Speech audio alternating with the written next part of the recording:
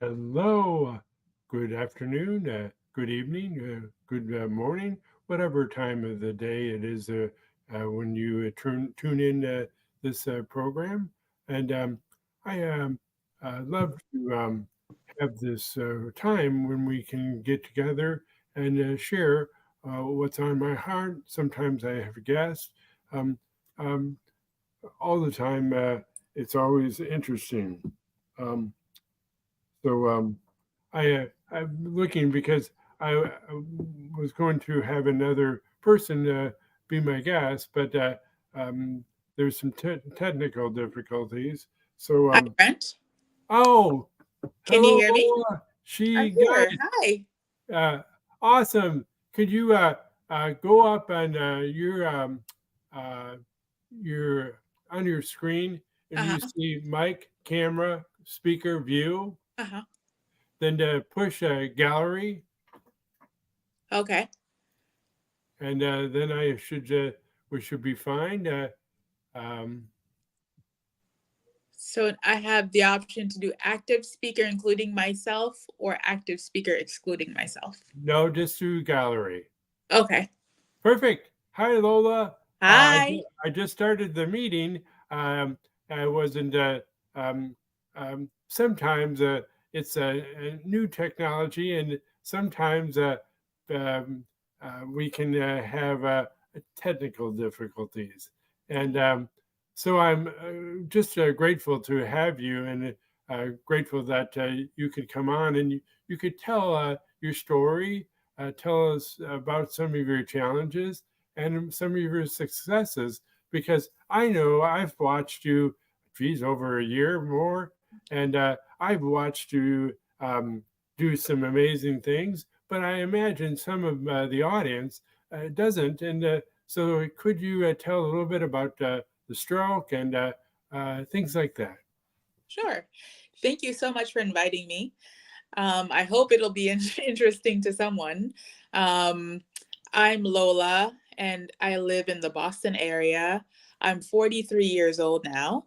And a few months after I turned 40 in 2020, at the height of COVID, I had a stroke. Oh man.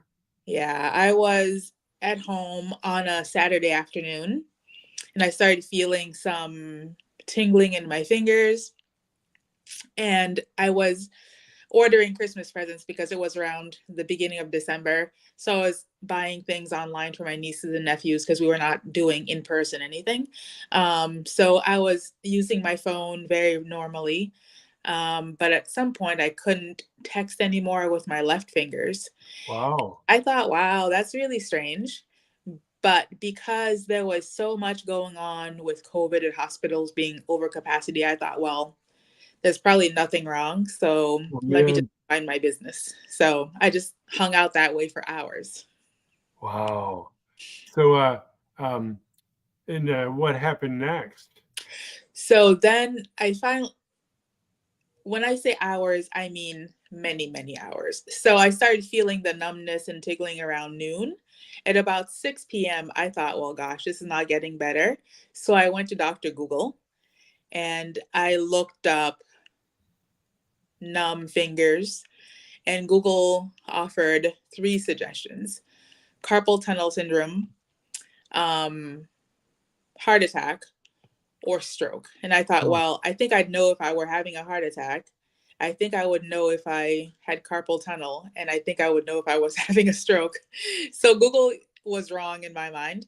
So I went back to just scrolling the internet and totally ignored the advice because I'd never really heard of that as a stroke symptom before. And at that point, I was so young and I was in excellent health. So, and I'm not aware of any history of stroke or cardiovascular issue in my family. So I thought, well, clearly this is not affecting me. Um, so this is about 6 o'clock. By the time 8 o'clock rolls around, I decide to call. I know it was so well, long. I can very much um, I can relate. It's a common thing for common for me, and it was common for you. Yeah. So at about 8 o'clock, I called the urgent care And the urgent care person said, "This does not sound good. You should probably come in." And I thought, no way am I going into the hospital at this point because, like I say, I'm in the Boston area. It had started to snow. Oh Um, no. and my husband and I share one vehicle because we seldom drive. So he'd taken the car to do an outdoor trip, and I didn't really have a great way to get to the hospital. I thought, oh, this will probably pass. Oh no. I know. And then 2 hours after that, it wasn't getting better. So I called the urgent care back and they said, please come in. We promise we'll be cautious. And at this point, we're pretty much doing COVID in one area and everybody else in a separate area. It's better to just come in. So I called an Uber. I got my clothes on. And at this point, my fingers are moving a little bit. And I was able to go down the stairs and zip up my coat and everything. Wow. But the Uber dropped me off at the emergency room entrance and I went in by myself. And at that point, I was still feeling mostly okay, except that my fingers at this point had completely stopped moving on the left side.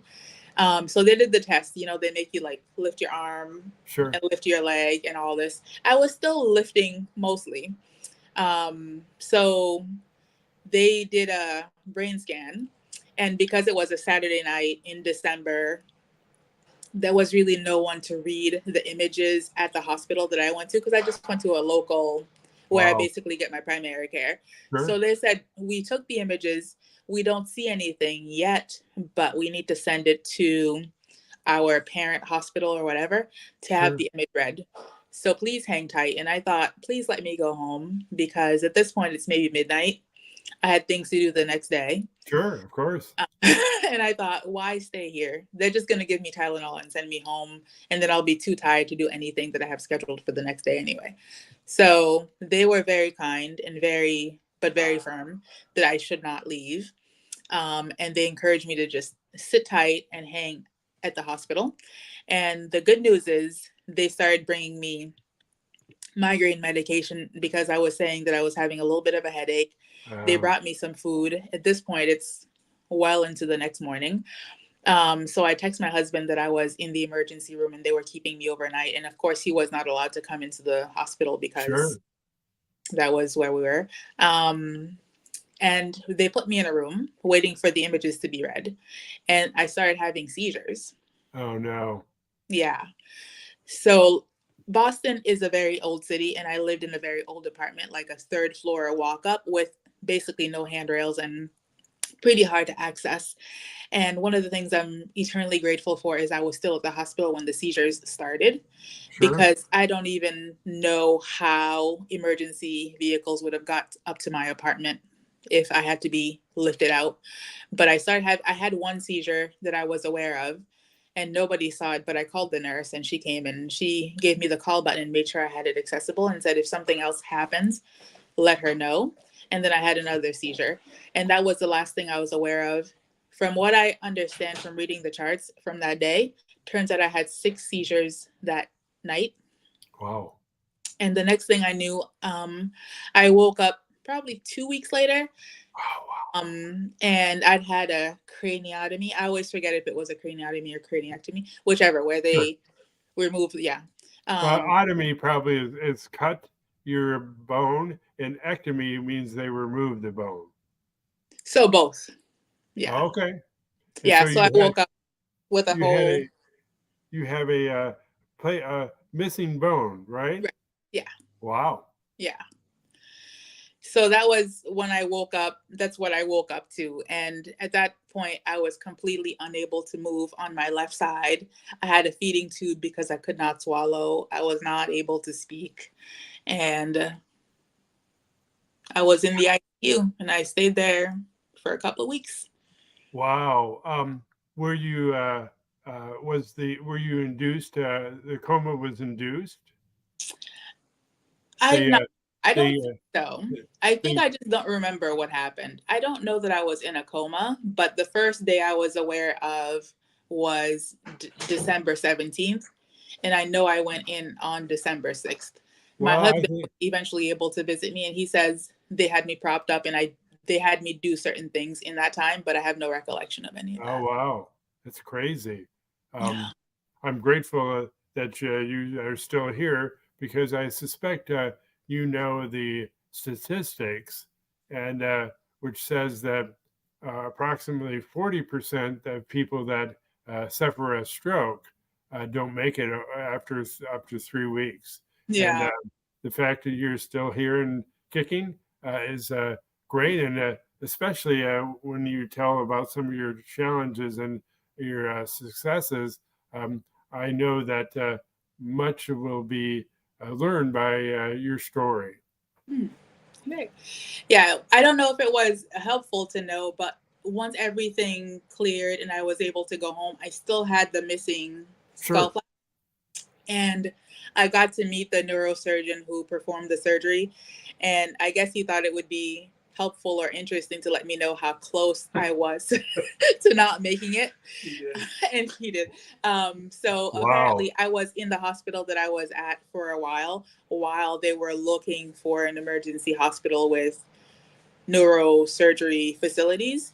And luckily, Boston is rich with medical care because of all the research facilities and everything. But it still apparently took a couple of hours, and time is of the essence to get those surgeries done. And he said I was basically, they found him at the closing end of the window that I would have had to even get assistance with that. So Wow. That's I'm grateful for crazy. that. But Yeah. which so tell us a little bit about one of the challenges you've dealt with since the stroke. Mm. Well, the list is quite long. So there are very, very many. I was completely paralyzed on my left side, and I've gained a lot of movement back in my left leg. So I walk well enough. I mean, I walk. But my left arm continues to be pretty limited. I've got some movement back in the shoulders. Yeah, I've got some back in the shoulders and a little bit in the elbow, but certainly nothing in the wrist or the fingers. So my dreams of playing the piano at Carnegie Hall are are pretty much gone for good. Well, Lola, never say never, Right and there. especially with somebody with your courage and persistence. I suspect that you're a great candidate for whatever medical breakthrough is coming down the pike. Amazing. I'll hang on. Thank you. I want to believe that.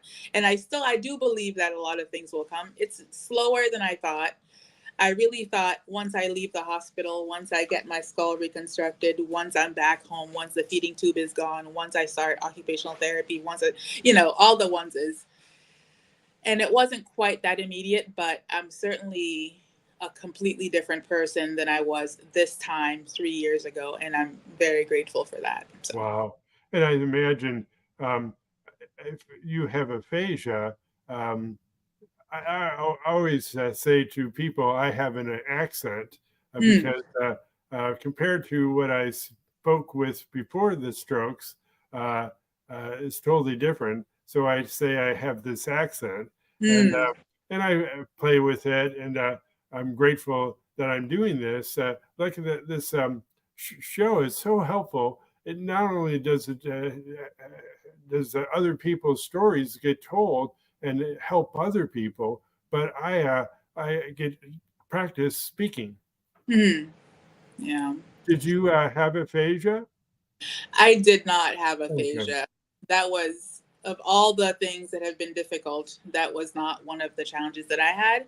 I do have a lot of tightness in my cheeks, so I do have an accent, and I don't speak the way that I used to.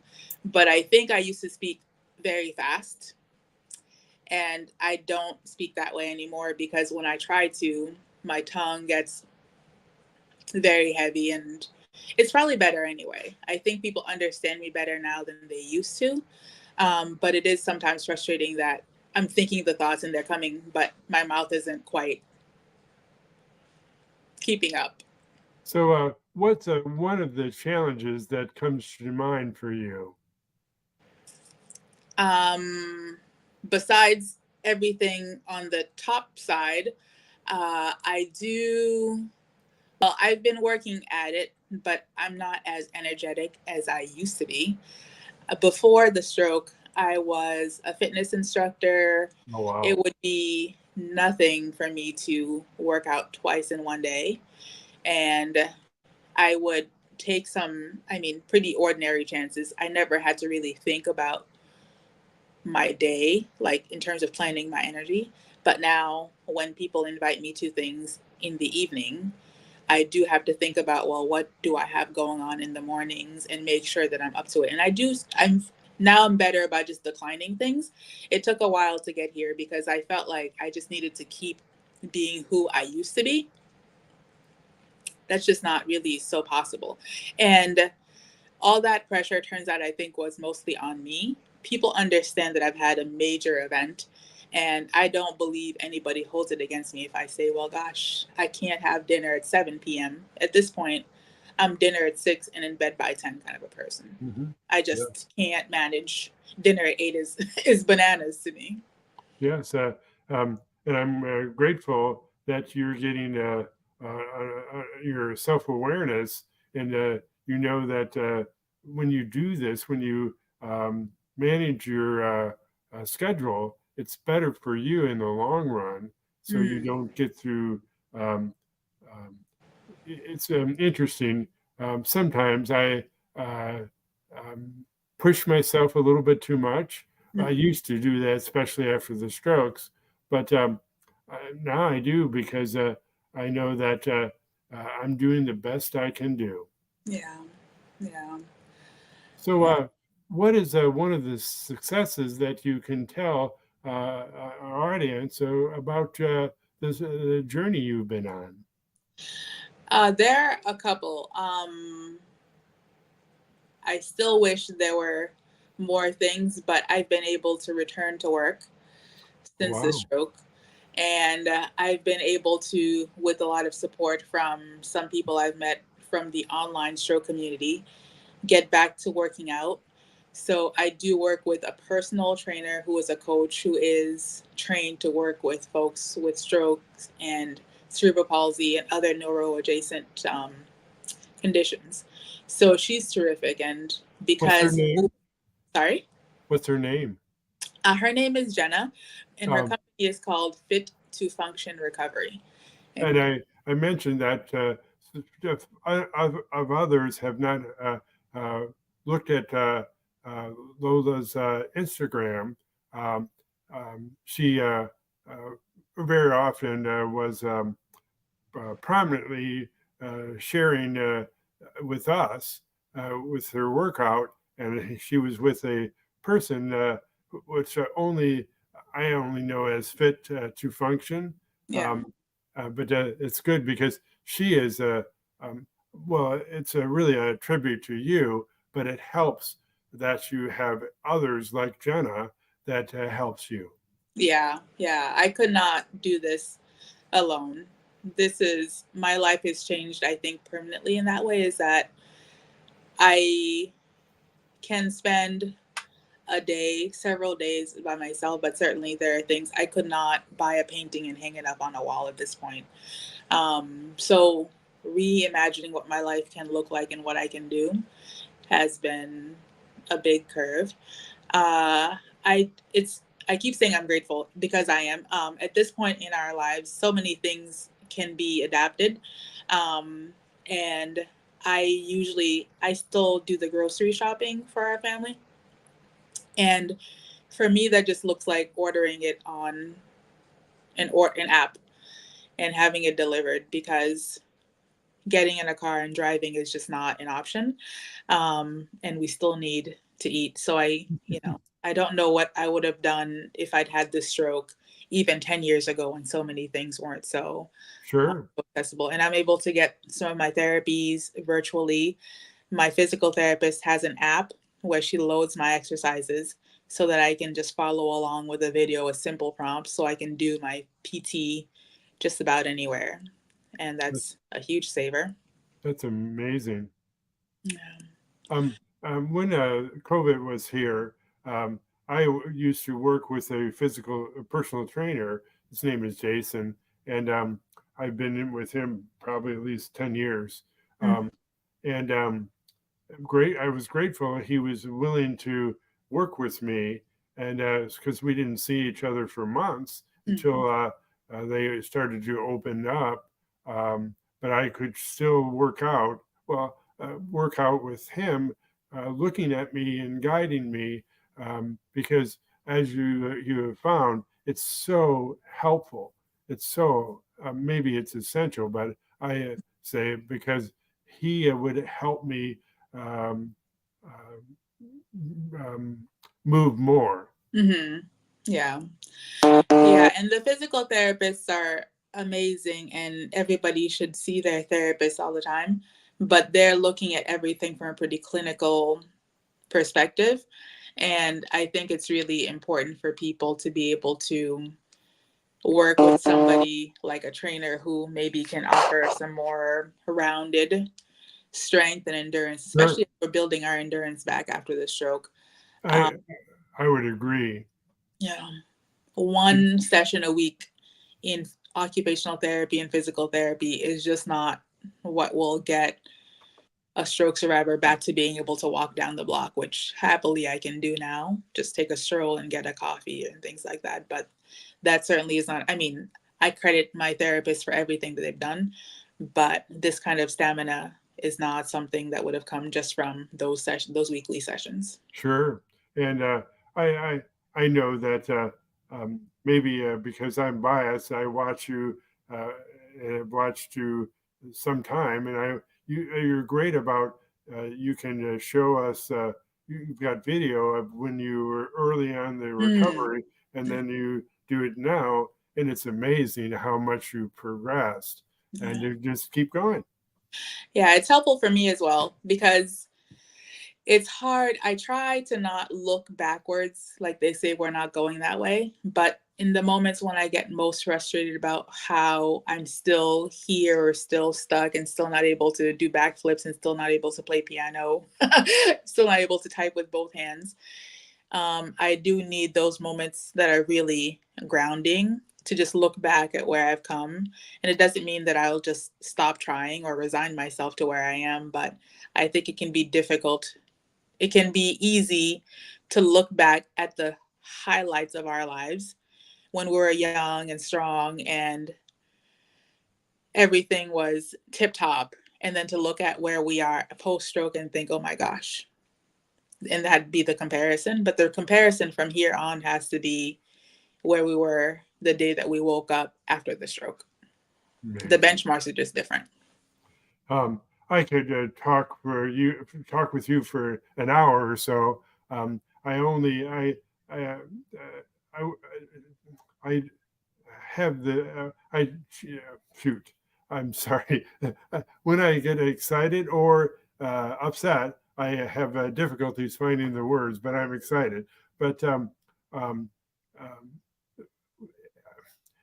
anyways, would you tell people about your Instagram and your handle and Mhm. everything if they want to follow you? I would highly recommend they do. Great. Yes, please do. One of the reasons I joined Instagram was after my stroke when I went home from the hospital. There really wasn't a community. My hospital has a stroke survivor group, but it meets once a month for 1 hour. And it's difficult to be in touch and community with others who are trying to figure things out. So I got onto Instagram and found you and others who I've become, that we can text and look at each other's photos and progress about. So please, anybody who would like to find me, my handle is a little bit tricky. I think it spells LOLA, but it's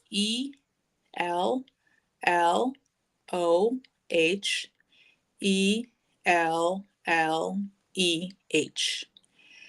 In my mind, that's how LOLA would spell. So that's me on Instagram. But if you have difficulty finding me there, I don't think I'm hard to find on the internet. My last name is Remy, Lola Remy. If you just do a quick Google, I think you'll come up with it. I welcome anybody reach out for any reason. Happy to chat about the processes, the recovery. My own experience is all I can really speak to, but happy to hear anybody who just needs a listening ear on a hard day.